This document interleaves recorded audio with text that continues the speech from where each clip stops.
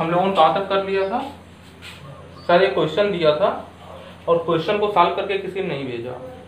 Question solve तभी कराएंगे, है ना। उसमें एक हमको पता है क्वेश्चन में थोड़ा इंपॉर्टेंट है कि एक लाइन हमने सीधा ऊपर के लिए कर दी थी। ग्राफ में एक ग्राफ क्या है कि 50 से 60 के बीच जो है वो सीधा ऊपर की ओर लाइन है लंबवत। तो वो समझने वाली बात है, वो तभी आपको समझाई जाएगी जब आप क्वेश्चन पे कमेंट करेंगे कि मुझे समझ मैंने सॉल्व किया हुआ नहीं, है ना, या फिर मैंने कर लिया है। अगर कोई कहता है मुझसे हुआ नहीं तो इस नंबर पे आप संपर्क करें, है ना, मैसेज करें, तभी उसको सॉल्व कराएं। नहीं तो ऐसे तो यही पता चलेगा हाँ सभी ने कर लिया है। आप नहीं कर रहे हैं तो पता कैसे चलेगा? कोई बात नहीं, जैसा भी है। जो तीसरा चैप्टर तीसरा ही है और आज ये तीसरा लेक्चर भी है। तो इसमें जो हमको पढ़ना है वो पहला पढ़ना है दूरी एवं विस्थापन। दूरी एवं विस्थापन कहने का मतलब distance and displacement. Distance and displacement.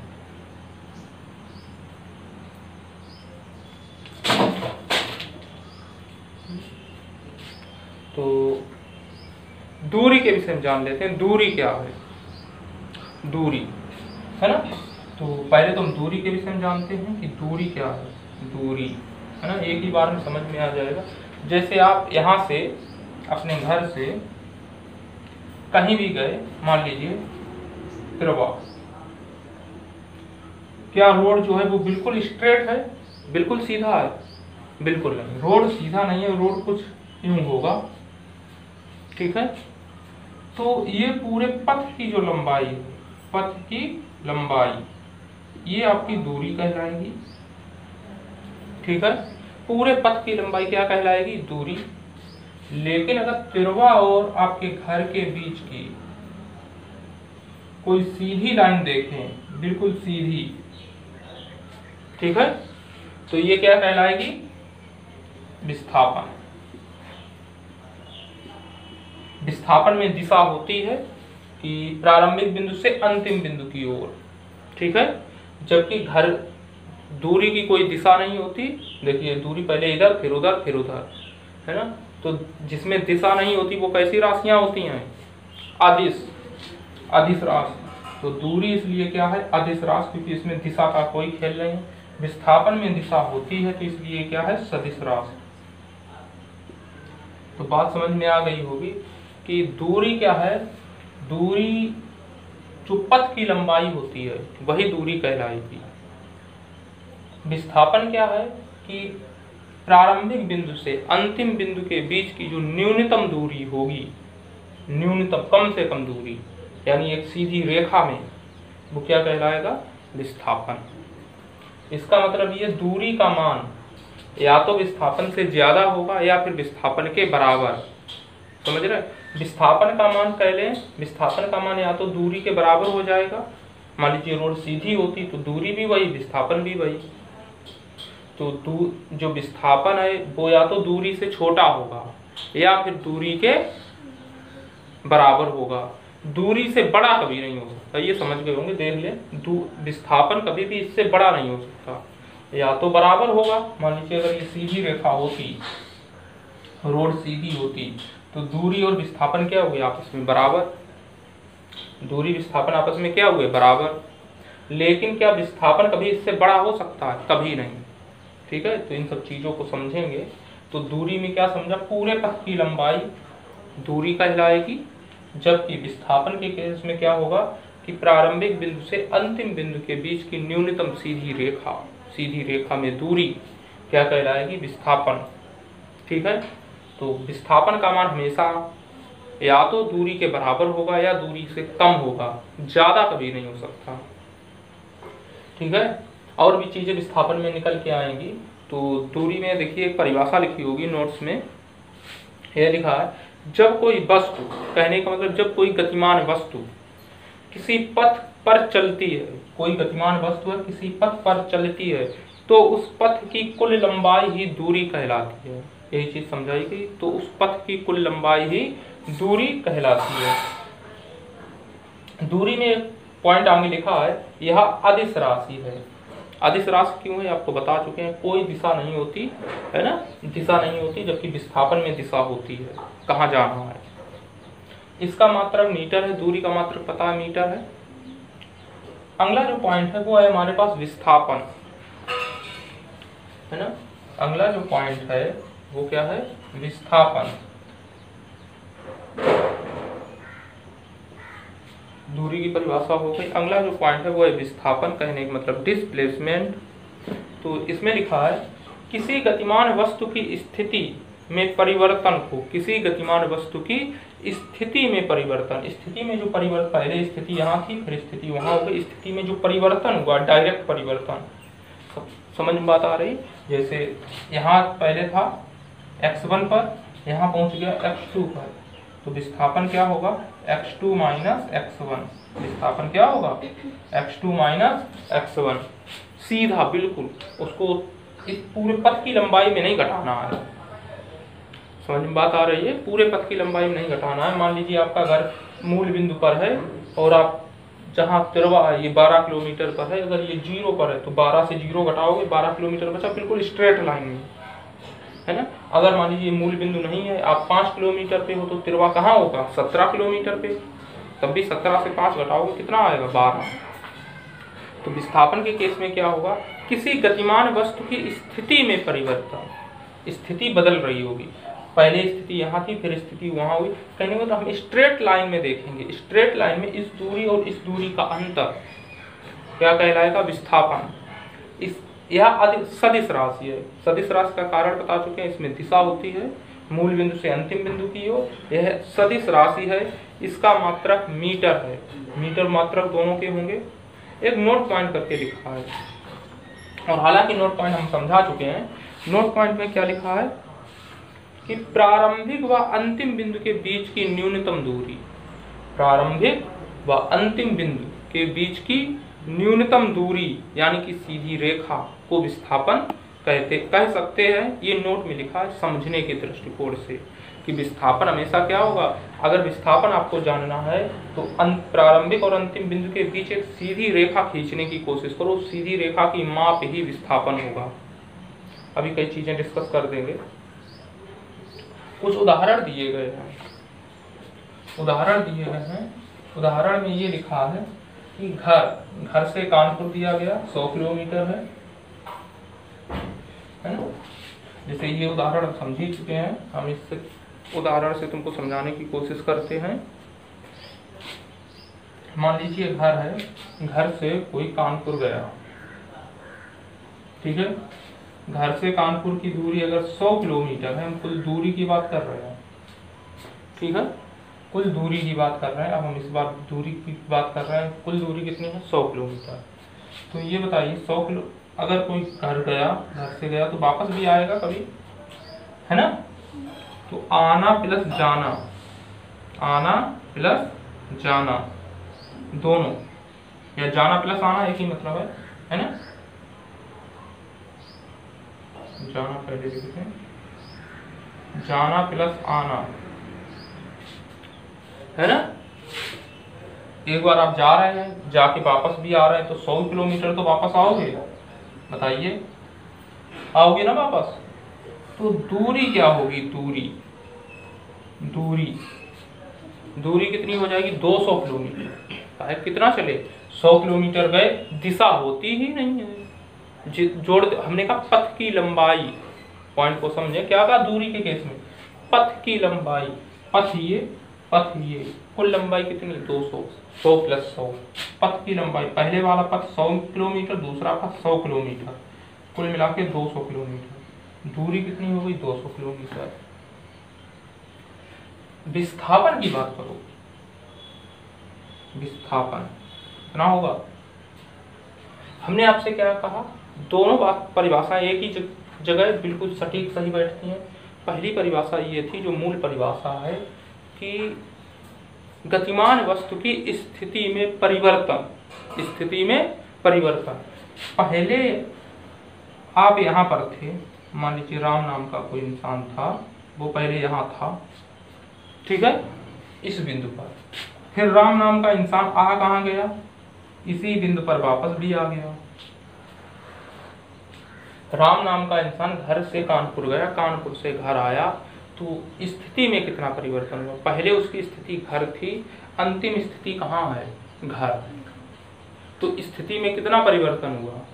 कतई नहीं। समझने की कोशिश करो। हमने क्या कहा है परिभाषा में, विस्थापन की जो मूल परिभाषा उसमें क्या कहा था? किसी गतिमान वस्तु की स्थिति में परिवर्तन। पहले स्थिति यहाँ थी, अंतिम स्थिति भी यही है, तो स्थिति में कितना परिवर्तन हुआ? कतई नहीं। तो विस्थापन कितना? 0। बात समझ में आई? दूसरी बात, दूसरी हमने इसी में आपको समझाने की कोशिश की थी कि कैसे आंसर ला सकते हैं कि प्रारंभिक बिंदु और अंतिम बिंदु के बीच की न्यूनतम दूरी।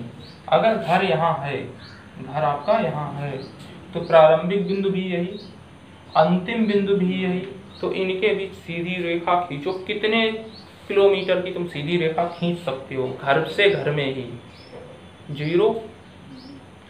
इस पॉइंट और इसी पॉइंट के बीच एक सीधी रेखा खींचो, तो कितने किलोमीटर की खींचोगे?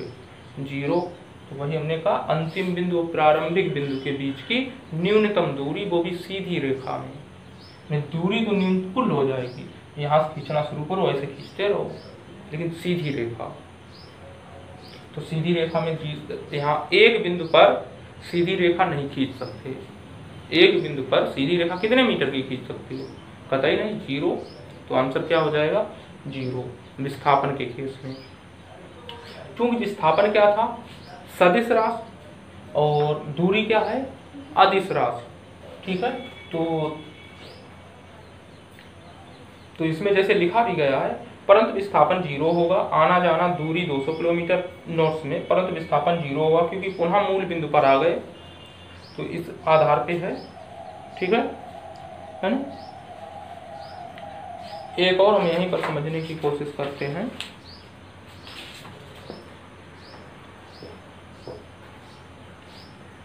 वो ये कि एक वृत्त बनाया गया ऐसे, यहाँ पर ए नाम का कोई व्यक्ति है, वो ऐसे चला, ठीक है, ऐसे चला, ये मूल बिंदु O है, इसकी त्रिज्या R है। एक वृत्त पर एक आदमी चला यहाँ से, और ए से चला, पूरा चक्कर लगाया उसने, पूरा चक्कर। जब ये वाला आदमी पूरा ऐसे घूमेगा, पूरा चक्कर लगाएगा, तो बताओ कितनी दूरी चलेगा? पूरा चक्कर लगाने में दूरी कितनी चलेगा बताओ? परिधि के बराबर भाई, जितनी परिधि होगी वृत्त की उतनी ही दूरी चलेगा। दूरी कितनी चलेगा? जितनी परिधि होगी। पथ की लंबाई यानी परिधि कितनी होती है? 2πr। तो दूरी कितनी हो गई? 2πr। जबकि विस्थापन कितना होगा? विस्थापन कितना होगा? 0। प्रारंभ यहाँ से चले और वापस यहीं पर आ गए, स्थिति में कितना परिवर्तन? 0। कतई नहीं, कोई परिवर्तन नहीं, तो 0। या ये कह लें, इस बिंदु और इसी बिंदु के बीच, यहाँ थे लौट के यहीं आ गए, तो इसी बिंदु के बीच एक सीधी रेखा खींचो। कितनी सीधी रेखा? कितने किलोमीटर की खींच पाओगे? 0। ठीक है, तो एक ये पॉइंट पूरा है ना, बात समझ में आ गई होगी। ठीक है, रख कर देते हैं इसे। विस्थापन क्या है और दूरी क्या है ना? विस्थापन क्या है और दूरी। मान लीजिए एक नोट करके, और आपके नोट्स में लिखा है, देखें, वृत्त के ठीक नीचे नोट करके लिखा है, इसमें यह लिखा है कि घर से ऑफिस अगर कोई जाता है तो ये कितना है? 100 किलोमीटर। ऑफिस से वो मात्र 50 किलोमीटर वापस आया। ऑफिस से मात्र वो 50 किलोमीटर वापस आया। वैसे 2 और 1 करके दिया गया है, कोई बात नहीं, हम उदाहरण यहाँ समझ लेते हैं, है ना?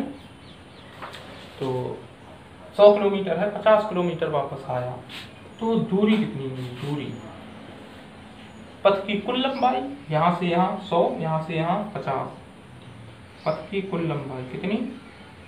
150। ठीक है, विस्थापन,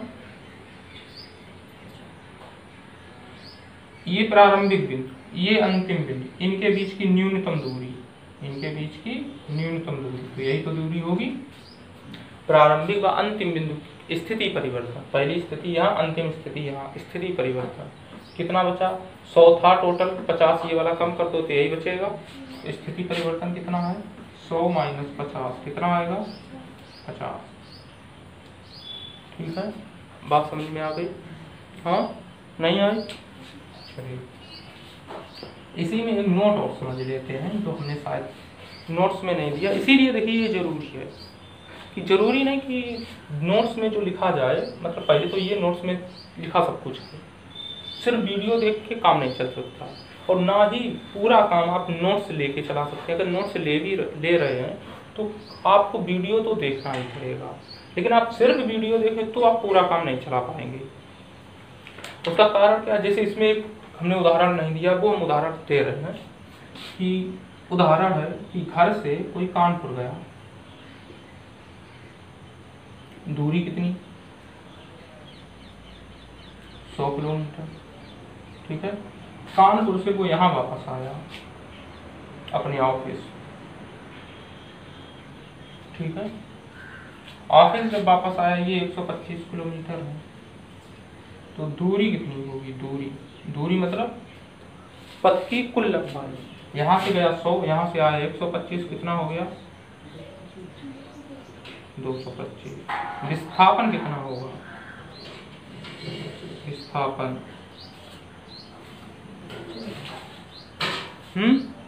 कितना होगा?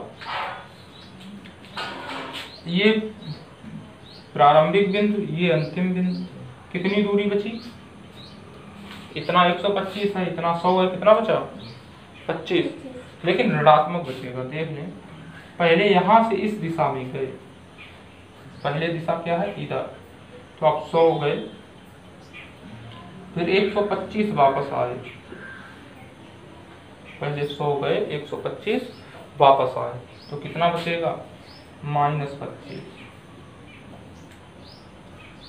ठीक है, देख लें, पहले जो दिशा है, ये दिशा और इस दिशा में अंतर है। देखें, जाने की दिशा ये है, आने की दिशा ये है। यानी कि हम यह कह सकते हैं, अगर आपको कोई सवाल करना है तो मूल बिंदु से अगर इधर जा रहे हैं तो आप धनात्मक लेंगे, और मूल बिंदु से इधर आ गए तो ऋणात्मक लेंगे। क्यों? क्योंकि विस्थापन क्या है? सदिश राशि। सदिश राशियाँ क्या है? 0, धनात्मक या ऋणात्मक हो सकती हैं, तभी तो दिशा पता चलेगी। नहीं तो इसमें दिशा कहाँ है? अब दिशा का खेल आया ना, दिशा का खेल आया है ना, कि यहाँ तक तो 0 कर देता। यहाँ के सोचिए, यहाँ तक गया 100, यहाँ तक आता तो 100 माइनस 0 हो जाता। जब इधर आएगा तो ऋण में आएगा ना, इधर जाता तो धन में आता। सोचिए, यहाँ तक आया तो 0 कर दिया विस्थापन, इधर जाएगा तो माइनस में करेगा, उधर जाएगा तो प्लस में करेगा। बात समझ में आ गई होगी। तो यही इसका खेल है। तो यहाँ पर एक नोट करके लिखा होगा आपके पास,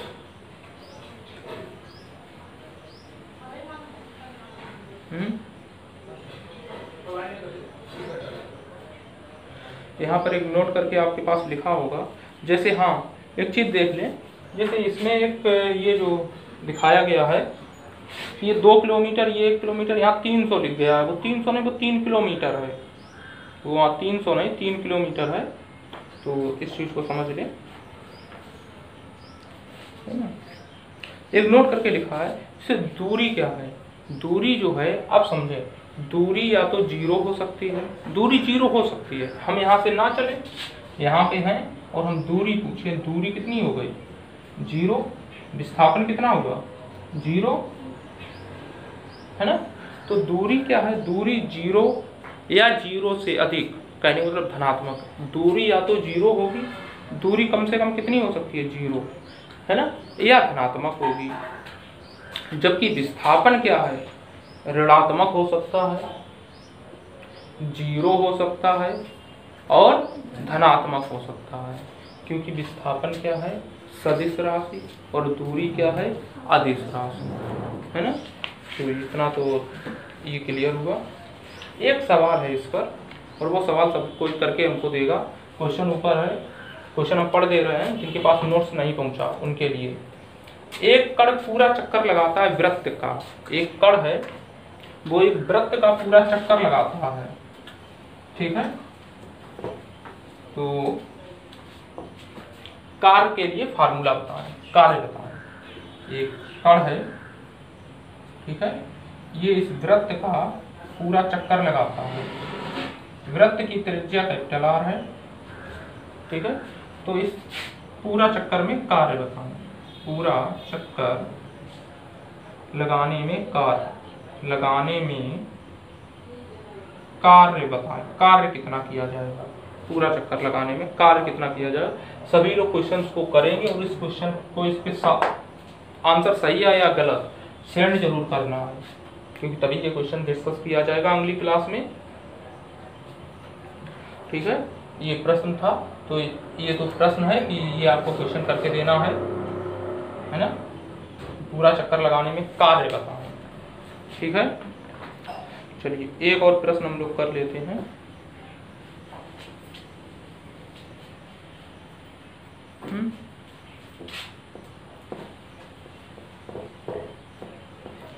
ये पॉइंट हम समझा चुके हैं, लेकिन फिर से देख लें। जैसे ये A पॉइंट है, ये B पॉइंट है, ठीक है। तो इसमें मान लीजिए 100 किलोमीटर है, तो दूरी कितनी होगी बताएं। बिल्कुल अगर सीधी रेखा 100 किलोमीटर होगी, विस्थापन कितना होगा? विस्थापन 100 किलोमीटर, क्योंकि सीधी रेखा है। अगर ऐसा है तो हमने जो अभी तक 3 पॉइंट पढ़े उसमें क्या पढ़ा कि हर बार दूरी हमारी क्या हो रही थी? ज्यादा। दूरी क्या हो रही थी? हर बार ज्यादा। तो दूरी का मान हमेशा विस्थापन से क्या होगा? ज्यादा होगा। दूरी का मान हमेशा क्या होगा? विस्थापन से ज्यादा। लेकिन इस वाले उदाहरण से क्या सीखा? दूरी जो है विस्थापन के बराबर हो सकती है, तो बराबर भी हो सकती है ना। ग्रेटर देन इक्वल हो गया, तो दूरी क्या है? हमेशा ग्रेटर देन इक्वल रहेगी विस्थापन के। लेकिन दूरी का मान कभी भी विस्थापन से कम नहीं हो सकता, क्योंकि दूरी कभी ऋणात्मक नहीं हो सकती। दूरी कभी ऋणात्मक नहीं हो सकती, क्योंकि विस्थापन ऋणात्मक हो सकता है। तो आगे एक प्रश्न है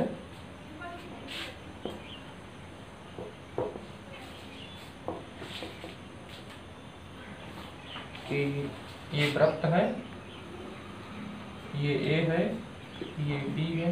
वृत्त सही बनने लगा वैसे, है ना। तो ये A है, ये B है, ये मूल बिंदु है O। तो इसमें आपको दूरी बतानी है और विस्थापन बताना है। A से B तक, B जाने में, A से B जाने में, ठीक है। चलिए हम बता देते हैं एक क्वेश्चन, लेकिन ऊपर वाला जो क्वेश्चन दिया था उस क्वेश्चन को करके देंगे। दूरी का मतलब क्या है? A से B जा रहे हैं, ठीक है। A से B जा रहे हैं, पहले ये नहीं था, समझेंगे। सिर्फ ऐसे कहा गया O मूल बिंदु है, A से B जाने में दूरी कितनी होगी? तो दूरी क्या होगी? A से B जा रहे हैं, तो ये क्या है? यहाँ हम कह दे रहे हैं AB जो है वो क्या है? व्यास है, ठीक है। AB क्या है? व्यास है। तो बताएं दूरी कितनी होगी? दूरी जो होगी वो A से B जा रहे हैं, तो क्या होगा? आधी परिधि पूरी होती 2πr, तो आधी परिधि कितनी हो जाएगी? πr, यानी ऐसे लिख रहे हैं 2πr/2 πr, ठीक है। जबकि विस्थापन क्या होगा? विस्थापन के बारे में क्या सीखा? प्रारंभिक बिंदु या पहले अंतिम बिंदु और प्रारंभिक बिंदु के बीच की न्यूनतम दूरी। तो ये अंतिम बिंदु, ये प्रारंभिक बिंदु, बीच की न्यूनतम दूरी या दोनों के बीच सीधी रेखा, खींचो दोनों के बीच सीधी रेखा, क्या है? ये व्यास। ये क्या है? व्यास। तो ये जो व्यास है, तो ये r, ये भी r, व्यास कितना होता है? 2r। तो विस्थापन कितना हो जाएगा? 2r, क्योंकि विस्थापन क्या है? सदिश राशि और दो बिंदुओं के बीच की न्यूनतम दूरी। पथ ये है, ये क्या है? ये पथ ये है। तुमको ऐसे लिख के ही देगा, पथ लिख देगा, पथ ये है, ये रोड है। अब बताओ दूरी कितनी होगी? πr। तुम सोचो जब रोड ये है तो विस्थापन भी यही होगा, नहीं, विस्थापन क्या होता है, भले ही बीच में जंगल पड़े, तालाब पड़े, कुछ भी पड़े, आपको लेना सीधी रेखा है। ये नहीं कि वहां से तो जा नहीं सकते, कोई बात नहीं, जो सीधी रेखा लीजिए, वो जो पूरी लंबाई होगी वो विस्थापन होगा। आप पहुंच पाए या ना पहुंच पाए उस रास्ते से, ठीक है। आप यहाँ से रोड बाई रोड घर जाते हैं तो दूरी ज़्यादा पड़ती है, अगर बिल्कुल स्ट्रेट जाएं, है ना, यहाँ से आप अपने घर की दिशा में देखो, बिल्कुल स्ट्रेट जाओ तो दूरी कम पड़ेगी, तो वही क्या है, विस्थापन, कम पड़ा, वही क्या है, विस्थापन। तो पहले जो क्वेश्चन दिया था उसे सॉल्व करके देंगे। अगला जो पॉइंट है वो हमारे पास है औसत चाल। अगला जो हमारे पास पॉइंट है वो है औसत चाल।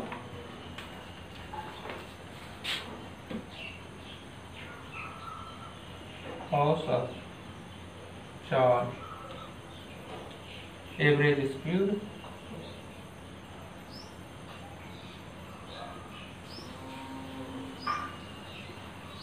Average speed. तो लिखा गया है आपके नोट्स में, किसी समय अंतराल में, कहने का मतलब किसी समय के अंदर, किसी समय अंतराल में वस्तु द्वारा तय की गई कुल दूरी यानी कि लंबाई तथा समय अंतराल के अनुपात को औसत चाल कहते हैं। तो परिभाषा में कुछ है नहीं, चाल बराबर क्या होता है, दूरी बटे समय। चाल बराबर क्या होता है, दूरी बटे समय। तो औसत चाल में क्या कहा गया, किसी समय अंतराल में वस्तु द्वारा तय की गई कुल दूरी, वस्तु द्वारा तय की गई कुल दूरी, यहाँ औसत चाल निकाल रहे हैं तो आप कुल दूरी लेंगे बटे समय अंतराल, बटे समय अंतराल, बात वही हो गई। ये क्या हो गया, औसत चाल। औसत चाल के लिए परिभाषा फिर से पढ़ ले, किसी समय अंतराल में वस्तु द्वारा तय की गई कुल दूरी और उस समय अंतराल के अनुपात को औसत चाल कहते हैं, ठीक है। औसत चाल, चाल जानते ही हैं, चाल क्या होती है, दूरी बटे समय, दूरी बटे समय। देखिए, दूरी बटे समय, दूरी कैसी राशि है, अदिश राशि, तो औसत चाल भी कैसी राशि होगी, अदिश राशि। मात्रक क्या होगा, मीटर प्रति सेकेंड, राशि कैसी होगी, अदिश, अदिश राशि। आगे देखेंगे, है ना। अगला पॉइंट जो है, तो परिभाषा लिखी है, बस उसी आधार पर लिख लेना है कि सब कुछ है ना दिया गया है। तो वहाँ जैसे आप समझा दिया अदिश राशि है तो लिखना पड़ता है कि यह अदिश राशि है, इसका मात्रक ये है। आगे जो है वो है अगला पॉइंट, औसत वेग।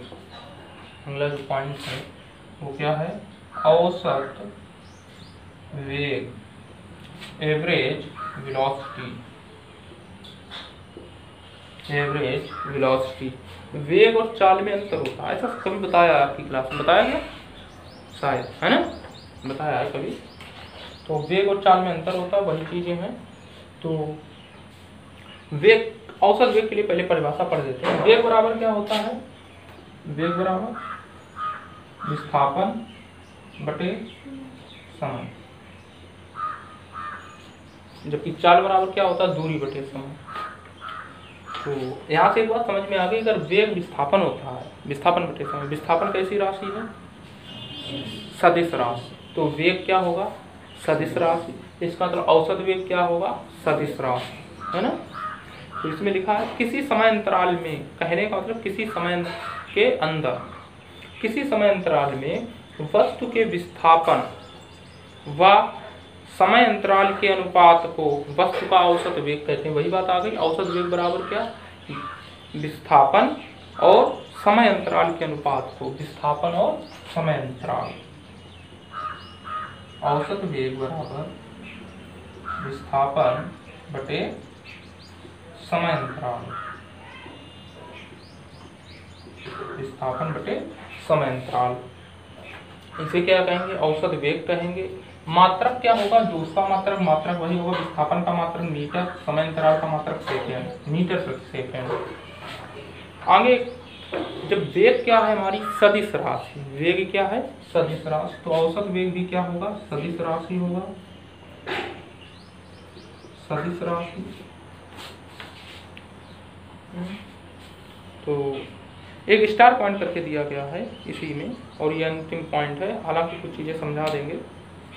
तो स्टार पॉइंट में ये लिखा है कि हम जानते हैं दूरी कितनी हो सकती है, दूरी कम से कम 0, कम से कम दूरी कितनी हो सकती है 0। तो 2 पॉइंट समझेंगे, एक हमारे पास है औसत चाल, एक है हमारे पास औसत वेग। ये क्या होता है कुल दूरी बटे समयांतराल, है ना। ये क्या होता है विस्थापन बटे समयांतराल। दूरी कितनी हो सकती है कम से कम 0 या धनात्मक, 0 या धनात्मक। तो औसत चाल कितनी हो सकती है कम से कम 0, नहीं तो धनात्मक। ठीक है, औसत वेग विस्थापन क्या हो सकता है ऋणात्मक, 0 और धनात्मक। तो इसका तो औसत वेग क्या होगा ऋणात्मक, 0 या धनात्मक, तीनों हो सकता है। जबकि औसत चाल केवल 2 हो सकती है, 0 अथवा धनात्मक। जबकि औसत वेग 0, ऋणात्मक और धनात्मक हो सकता है। ठीक है, तो यहाँ से हमको क्या कंक्लूजन निकला, चाल जो होगी वो हमेशा बड़ी होगी, चाल जो होगी वो हमेशा क्या होगी औसत चाल, औसत चाल हमेशा क्या होगी बड़ी होगी, किससे औसत वेग से। केवल एक कंडीशन ऐसी है जब दोनों क्या हो सकते हैं बराबर, जब सीधी रेखा होगी तो बराबर भी हो सकते हैं। लेकिन औसत वेग कभी ज्यादा नहीं हो सकता, औसत वेग कभी ज्यादा नहीं हो सकता, ज्यादा से ज्यादा कितना बराबर हो सकता है, नहीं तो कम रहेगा। ठीक है, तो एक ये पॉइंट समझ में आया है ना। तो नोट्स में बल एक क्लास के लिए इतना ही रहा इस क्लास में, तो अभी इतना ही रखते हैं, है ना। तो चीज़ें नेक्स्ट क्लास में समझेंगे। 5 मिनट।